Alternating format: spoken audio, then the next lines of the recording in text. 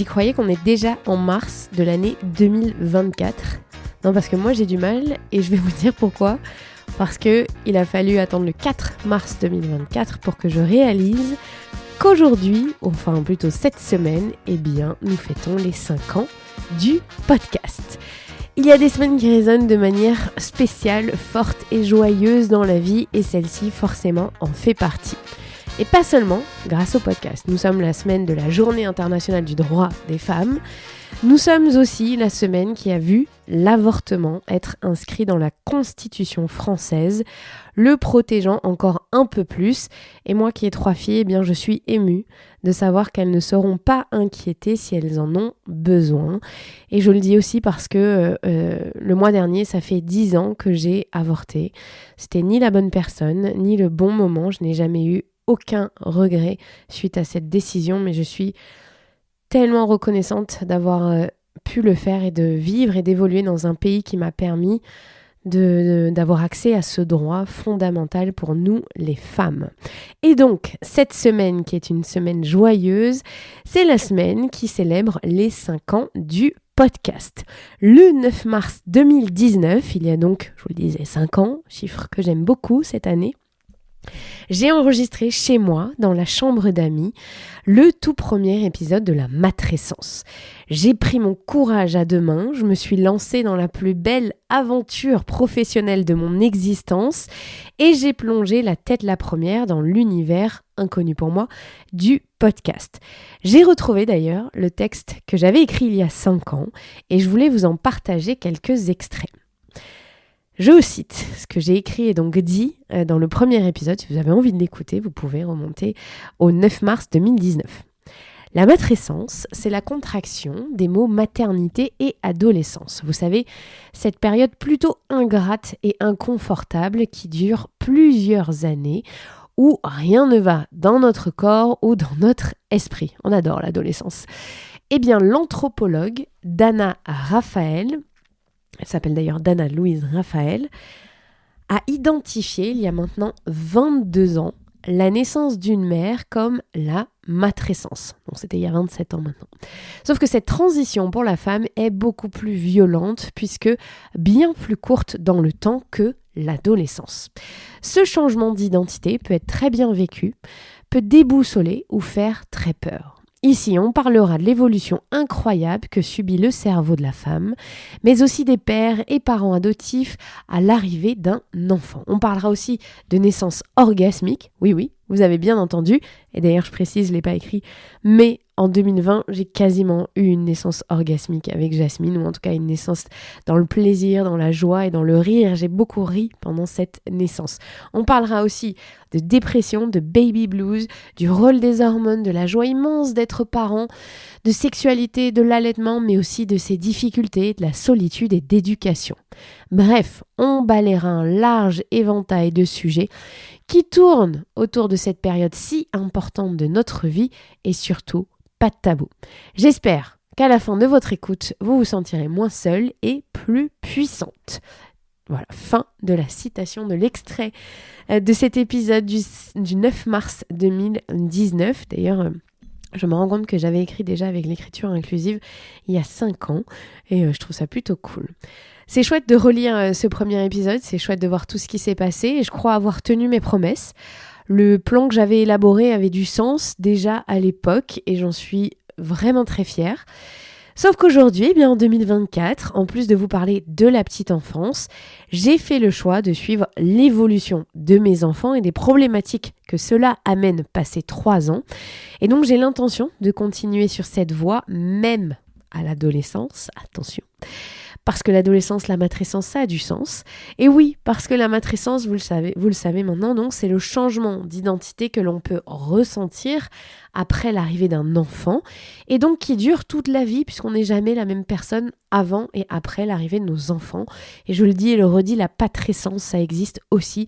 C'est peut-être vécu de manière moins violente que pour nous les femmes. Ça arrive peut-être avec un peu plus de retard ou en tout cas c'est en décalage avec ce que nous, on peut vivre les femmes, mais la patrescence, ça existe et il faut le normaliser, il faut en parler pour que les hommes intègrent que être père, eh bien ça bouleverse dans une vie et ne pas cacher ses émotions et faire comme si rien n'avait changé puisque ce n'est plus le cas. Je vous ai parlé donc de l'adolescence, de la matrescence et j'aimerais vous parler d'un concept que j'ai pas assez développé dans ce podcast et que je voudrais parler un peu plus. C'est le concept des 3 M. C'est quoi les 3 M ? Les 3 M, c'est la ménarche, la matrescence et la ménopause. Ce sont les 3 M qui jalonnent la vie des femmes avec une étape qui n'est absolument pas obligatoire, qui est la matrescence. La ménarche, c'est quoi ? Eh bien, c'est l'arrivée des premières règles. On appelle ça la ménarche. C'est pas assez célébré, pas assez mis en avant, peut-être encore un peu beaucoup trop tabou. D'ailleurs, je vous invite et je vous encourage à écouter l'épisode avec Gaëlle Baldassari qui et formatrice autour du cycle féminin. Vraiment, sont les 2 épisodes de la rentrée de 2024 qui sont incroyables. Je vous donne les numéros de ces épisodes, c'est le 152 et le 154. Allez l'écouter vraiment, ces épisodes sur le cycle féminin. On a tous besoin de savoir ça, qu'on soit homme ou femme d'ailleurs. Donc ça, c'est la ménarche. Ensuite, la matrescence, vous le savez, ce bouleversement identitaire au moment de devenir mère, et donc la matrescence, mais pour les femmes, de devenir parents. Toutes les femmes ne le vivent pas, toutes les femmes ne veulent pas être mères, il n'y a aucun problème là-dessus. Et derrière, le 3e M, qui est la ménopause, qui est ce moment dans la vie où un énorme changement hormonal arrive, gros bouleversement, et où notre identité sûrement change à nouveau et les sensations sont différentes. Et je crois, pour avoir écouté beaucoup de femmes parler de cette période-là, que c'est encore beaucoup trop tabou. Et c'est bien dommage. Mais en tout cas, voilà, ces 3 M sont très tabous dans la société. Et moi, j'ai fait ma mission de faire en sorte que la matrescence ne soit plus un sujet problématique que l'on cache, où l'on se sent honteuse de vivre ses émotions, parce que non, ça fait partie de la vie. Alors, depuis maintenant 5 ans, plusieurs centaines de milliers de personnes écoutent régulièrement le podcast, et je précise, je dis personnes parce que dans mon podcast, il y a 30% d'hommes qui écoutent la matrescence, et je trouve ça formidable de savoir que 1/3 des personnes qui écoutent le podcast sont des hommes, à peu près 1/3, parce que l'éducation, ça ne concerne pas seulement les femmes. Si on veut changer ce rapport à la charge éducationnelle, eh bien, il faut que les hommes s'impliquent, et je suis tellement honorée que des hommes écoutent, et je pense qu'il y a plus en vérité que 30%, parce que vous êtes nombreuses à me dire que vous écoutez en voiture ou que vous faites des écoutes à 2. J'ai l'habitude de le dire, je vais dire un gros mot, que vous me niquez mes audiences, mais c'est pas grave, je vous aime quand même. Et je trouve que c'est une super habitude de le faire en couple et de pouvoir discuter ensuite. Vraiment, vous m'envoyez souvent ce retour-là, et j'adore. Donc je pense qu'il y a plus que 30% d'hommes. Mais dans les stats, on ne prend que le compte par lesquels les gens écoutent. Bref, des milliers de personnes qui écoutent régulièrement, bientôt 13 millions d'écoutes au compteur du podcast, et l'ambition toujours plus forte de toucher d'autres publics pour que le savoir tombe entre les mains d'un très grand nombre de familles. Bon, ça c'est pour moi, ça veut dire qu'il faut que j'aille me ramener ma fraise sur TikTok, parce que maintenant les jeunes mères ne sont plus sur Instagram, parce que je suis vieille, je commence à être une boomeuse. Non, je rigole, mais à 36 ans, ah oui, j'ai eu 36 ans la semaine dernière, à 36 ans, on fait partie de la génération d'après, hein. Nous, les millennials, il faut qu'on aille toucher la Gen Z, Gen X après, et donc leur faire savoir que quand elles deviennent mères ou quand ils deviennent pères, il y a de la matière pour les aider, les accompagner. Donc si vous avez des cousins, des petites sœurs, des petits frères, des cousins, cousines qui deviennent parents, allez-y, hein. Faites-leur passer, même si vous n'êtes pas sur TikTok, parce que il faut que ça passe à la génération qui suit pour aider les familles. Alors depuis 5 ans, il y a aussi surtout eu dans ma famille 2 autres bébés, 2 autres petites filles nées qui ont révolutionné ma vie et fait évoluer ma vision de la parentalité, parce que si et là, ma fille qui a bientôt 7 ans a été le tsunami de ma vie, mes 2 autres filles m'ont complètement ouvert un autre horizon autour de la parentalité, et je suis vraiment reconnaissante de ça.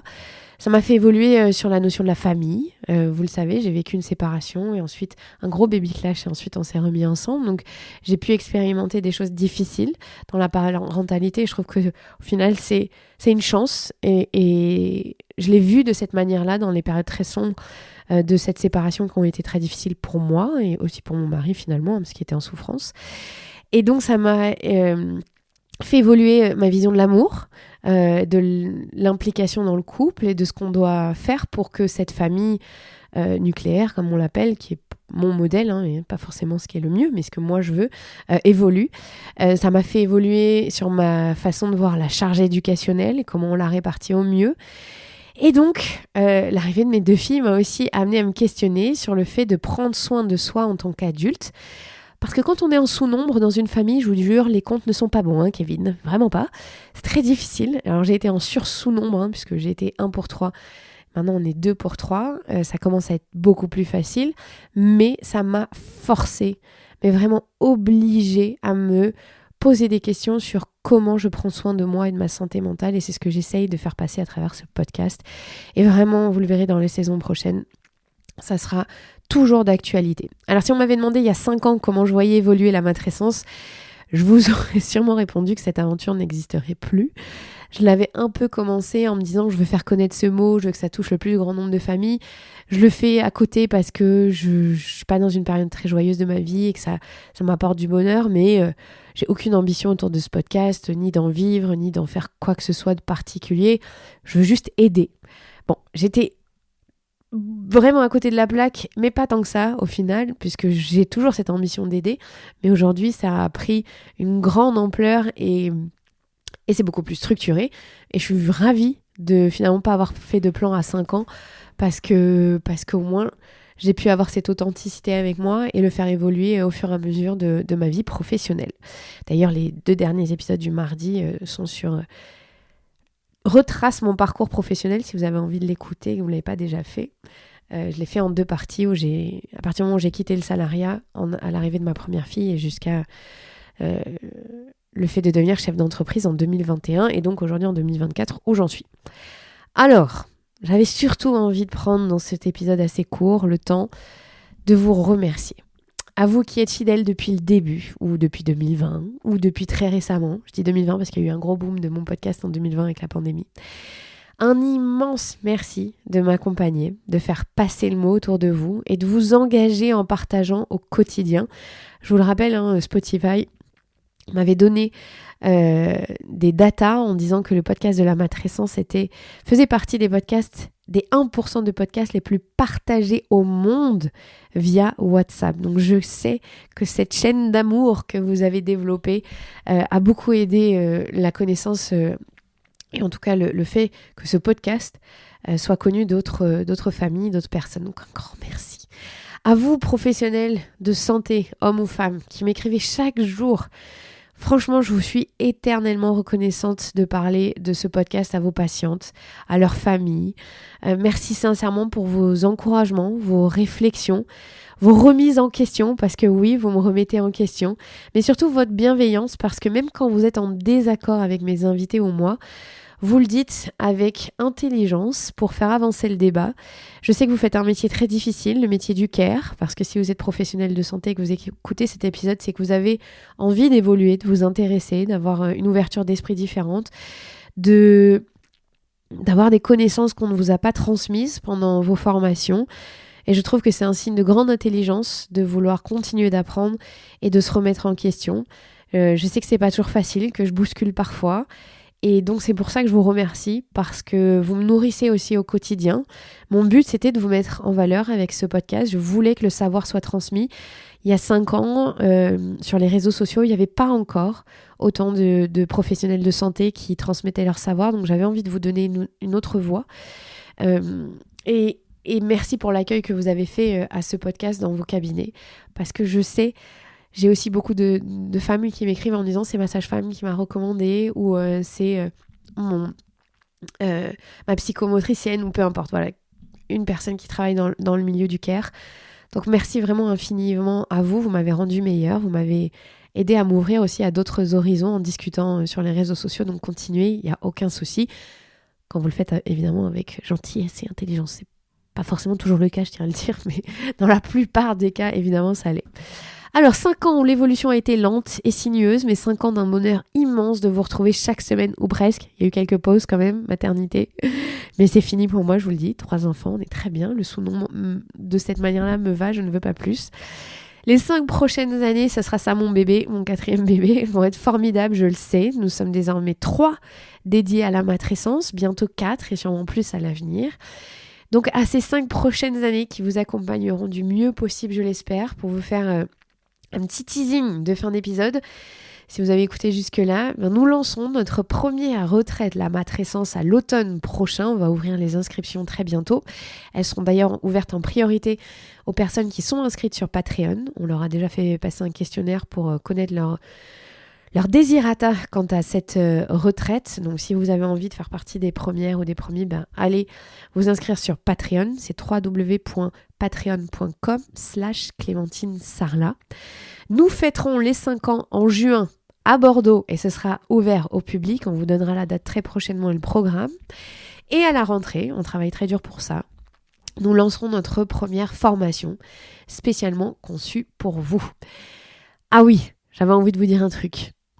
Avant de partir, je vous donne mes 5 épisodes préférés de tous les temps du podcast. Ça n'a pas été facile, mais je vous en donne 5 qui pourraient vous aiguiller. Le premier, c'est l'épisode 77 avec le docteur Michel Audin, qui est chirurgien obstétricien, qui est un homme incroyable, qui a plus de 90 ans aujourd'hui et qui milite pour une naissance respectée. Si vous êtes enceinte, c'est le seul épisode à écouter parce qu'il vous explique comment faire pour qu'un accouchement se déroule bien et ça n'a rien à voir avec le milieu médical, ça a tout à voir avec vous et certaines conditions qui ont été prouvées par la science. Donc c'est fantastique cet épisode. L'épisode 68 avec Nawal Aboub qui est neuroscientifique et qui vous parle du rapport des écrans, qui apporte un regard un peu différent, qui n'est pas du tout à vous encourager à dire c'est bien de mettre vos enfants dans les écrans très souvent. On le sait, il y a un rythme, il y a des heures qui sont bien trop importantes et qui posent problème aux enfants, mais elle vous explique quand même qu'il y a des mécanismes d'apprentissage. Il y a un peu une dédiabolisation, si je peux dire, mais en tout cas de manière intelligente face aux écrans. J'aime beaucoup son approche parce qu'elle parle aussi du milieu social et de ce que ça veut dire de mettre les écrans en fonction de si on est très éduqué, si on n'a pas le temps, si on n'a pas d'argent, voilà. Il y a plein de paramètres à prendre en compte et je trouve qu'il est très intelligent cet épisode. Le 3e épisode, c'est l'épisode 102 avec Manuela Spinelli, qui est professeure à l'université de Rennes et qui parle de l'éducation genrée ou non genrée, comment aujourd'hui dans notre société on peut faire pour essayer d'éduquer des enfants qui n'ont pas ce rapport genré aux choses et c'est très difficile. Elle parle beaucoup d'études qui ont été faites, c'est passionnant, vraiment j'adore cet épisode. Donc pas de culpabilité si vous n'y arrivez pas, ce n'est pas de votre faute. En fait, on ne peut pas dans cette société, mais c'est pas grave, au moins on essaye de changer petit à petit. Le 4e épisode, c'est l'épisode 131 avec Emmanuelle Piquet, qui est psychothérapeute et franchement, psychopraticienne, elle est incroyable cette femme, tellement drôle. Et donc là, on parle de harcèlement scolaire, on parle de la relation de nos enfants aux autres et comment les mettre dans une posture de pouvoir quand il y a des problématiques. Vraiment, il est passionnant cet épisode, ne le ratez pas. Elle sera prochainement notre invitée pour cette saison, donc on pourra l'écouter à nouveau sur d'autres sujets. Vraiment, elle est géniale. Et le dernier épisode, c'est l'épisode 137 avec le professeur Eric Tanbuy, qui est psychiatre et responsable du pôle de psychiatrie à l'hôpital de Caen.